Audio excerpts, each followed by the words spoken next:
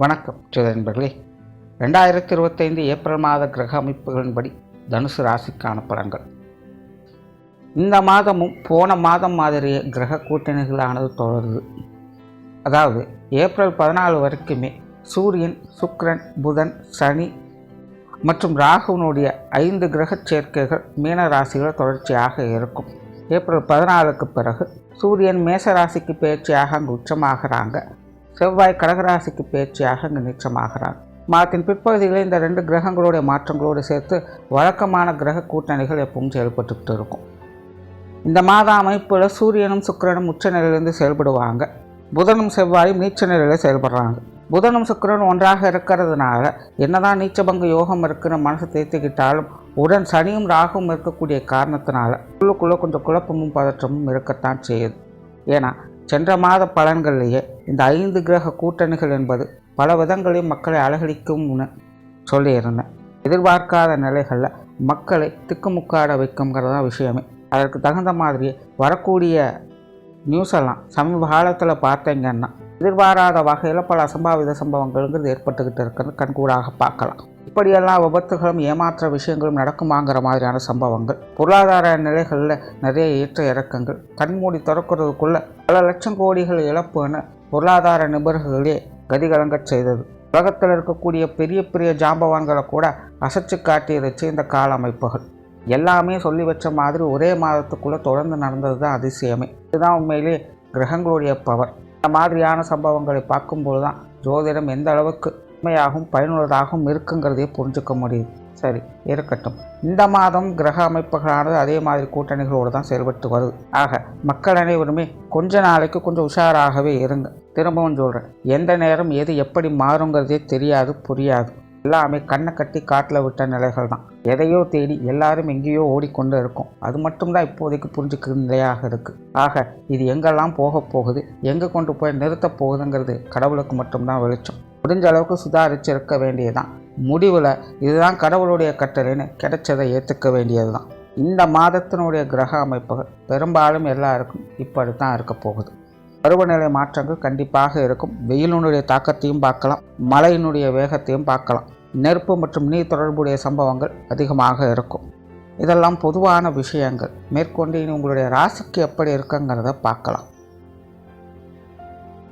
இந்த மாதம் உங்களுடைய ராசிநாதன் ராசிக்கு 6ஆம் இடத்திலிருந்து செயல்பட்டு வர்றாங்க. கூட்டு கிரக அமைப்புகளானது ராசிக்கு 4ஆம் இடத்திலிருந்து செயல்பட்டு வருது. அது தனுசு ராசியை பொறுத்த வரைக்கும் கடந்த மாதம் உங்களுக்கு எப்படி இருந்ததோ கிட்டத்தட்ட இந்த மாதம் அதே நிலைகள் தான். பெரிய அளவில் எந்த ஒரு மாற்றங்கள் கிடையாது. பெரும்பாலும் வழக்கமான சமாச்சாரங்களை தான் அதிகம் பார்த்து வருவீங்க. மாதத்தின் பிற்பகுதியில் ஒரு சில மாற்றங்கள் இருக்கும். பிரயாணங்கள் சார்ந்த விஷயங்களில் விருப்பங்கள் இருக்கும். சிலருக்கு தொலைதூர பிரயாணங்கள் ஏற்படலாம். பிரயாணங்கள் வகையில் சில சகாயங்களும் ஆதாயங்களும் பெற முடியும். குழந்தைகள் சார்ந்த விஷயங்களில் ஏற்ற இறக்கங்கள் அதிகமாக இருக்கும். அவங்க சம்பந்தப்பட்ட விஷயங்களில் சில ஏற்றங்களையும் பார்ப்பீங்க. அதே நேரம் சில சங்கடமான சமாச்சாரங்களையும் பார்ப்பீங்க.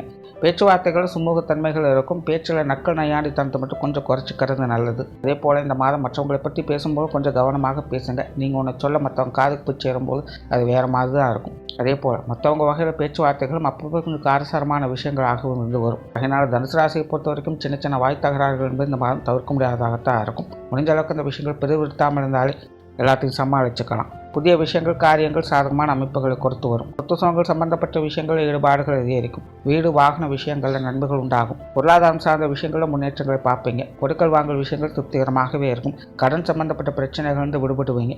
ஏதோ ஒரு வகையில் எதிர்பாராத பணவரவுகள் உங்களுக்கு சாதகமாக இருக்கும். சிலருக்கு சேமிப்புகள் உயரும். சிலருக்கு சம்பள உயர்வுகள், பதவி உயர்வுகள் போன்ற விஷயங்கள் கூட கிடைக்கப்பெற்று வருவீங்க. புதிய வேலை வாய்ப்புகள், தொழில் வாய்ப்புகள் போன்ற விஷயங்கள் சிலருக்கு அமையும். குறிப்பாக வேலை உத்தியோகம் பார்க்கக்கூடியவங்களுக்கு இந்த மாதம் சிறப்பாக இருக்குது. சுயதொழில் செய்யக்கூடியவங்களுக்கு ஏற்ற இறக்கங்கள் அதிகமாகவே இருக்கும். வாடிக்கையாளர் சார்ந்த விஷயங்களுக்கு அதிக இம்பார்ட்டன்ஸ் கொடுப்பீங்க. வெளியூர் மற்றும் வெளிநாடு சம்பந்தப்பட்ட விஷயங்கள் அளவான அமைப்போடு தான் செயல்படுது. இதனால் சூழ்நிலை சந்தர்ப்பங்கள் எப்படி இருக்கோ தகுந்த மாதிரி கொஞ்சம் மனுசற்று போய்க்கங்க. புது விஷயங்கள், காரியங்களில் காரிய ரீதியான விஷயங்கள் கொஞ்சம் அலைச்சலை கொடுக்கும். ஆனாலும் மனமகிழ்ச்சி தரக்கூடிய விஷயங்களில் வெளியிடங்களில் பார்க்க முடியும். அவங்க வகையில் ஆறுதலான அரவணைப்பான விஷயங்களையும் எதிர்பார்க்கலாம். உங்களுக்கு தொடர்ந்து சங்கடம் கொடுக்கவங்க கூட இந்த மாதம் சமாதானத்தை விரும்பிய வருவாங்க. குடும்ப விஷயங்கள் காரியங்களில் மகிழ்ச்சிக்கு குறைவு இருக்காது. குடும்ப தேவைகளை பூர்த்தி செய்து வருவீங்க. குறிப்பாக பொருள் ரீதியான விஷயங்கள் சாதகமான அமைப்புகளை எதிர்பார்க்கலாம். சிலருக்கு ஆடை ஆபரண சேர்க்கைகள் போன்ற விஷயங்கள் கூட கிடைக்க பெற்று வரும். பெற்றோர்கள் சம்பந்தப்பட்ட விஷயங்கள் மாதத்தின் முற்பகுதியில் அலைச்சலாகும். மாதத்தின் பிற்பகுதியில் சுமூகமான மாற்றங்களோடும் இருக்கும். சிலருக்கு பெற்றோர்கள் வகையில் சில எதிர்பாராத நன்மைகளும் ஆதாயங்களும் உண்டாகும். உடன்பிறப்புகள் வகையில் அனுசரணையான விஷயங்களை எதிர்பார்க்கலாம். கணவன் மனைவி உறவுகள் சிறப்பாக இருக்கும்.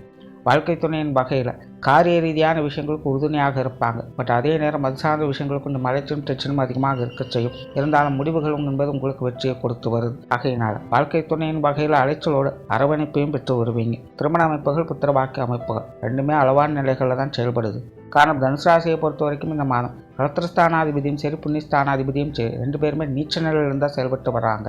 ஆகையினால் திருமண அமைப்புகள் புத்திரவாக்கிய அமைப்புகள் காதல் சார்ந்த விஷயங்கள்லாம் சாதகமான நிலைகளே இருந்தாலும் கூட மனநிலையில் திருப்தி இல்லாத ஒரு குழப்பமான சூழ்நிலைகளை தான் அடிக்கடி பார்த்துட்டு வருவீங்க. ஆகையினால் இது சார்ந்த விஷயங்கள் எதுவாக இருந்தாலும் நீண்ட ஆலோசித்து செயல்பட்டு வர்றதே நல்லது. ஒருத்தன் முடிவு பண்ணால் எப்பேற்பட்ட விஷயங்களாக இருந்தாலும் காலத்தில் ஏதாவது சங்கடங்கள் வர்றதுக்கு வாய்ப்புகள் இருக்குது. ஆகையினால் தனுசு ராசிக்காரங்க இந்த மாதிரியான விஷயங்களை உணர்ச்சி வசப்படாமல் நீண்டு நிதானித்து யோசித்து செயல்பட்டு வர்றது நல்லது. உற்றார் உறவினர்கள் நண்பர்கள் வகையில் ஒரு கலவையான மாற்றங்கள் தான் இருக்கும். நண்பர்கள் சார்ந்த விஷயங்களை கூட சமாளிச்சிடலாம். உறவினர்களுடைய விஷயங்கள் காரியங்கள் பட்டும்படாமலும் தான் இருக்கும். அவங்க வகையில் வீண் அலைச்சல்கள் சிரமங்கள் தவிர்க்க முடியாது. மாணவர்களுக்கு கல்வி வித்தை சம்பந்தப்பட்ட விஷயங்கள் சாதகமான நிலைகள் இருக்கும். குறிப்பாக மாணவர்களுக்கு இந்த மாதம் அது சார்ந்த விஷயங்கள் ஈடுபாடுகள் அதிகரிக்கும். ஏற்கனவே போன மாதம் கிட்டத்தட்ட அப்படித்தான் இருந்து வந்திருப்பாங்க. இந்த மாதம் அதே நிலைகள் தொடர்ச்சியாக இருக்கும். மாணவர்கள் கடினமாக முயற்சி செஞ்சு சில விஷயங்களை சாதிக்கவும் செய்வாங்க. சிலருக்கு இடமாற்றங்கள் போன்ற விஷயங்கள் தங்களுடைய தேவைகளை பூர்த்தி செய்து வரவும் செய்யும்.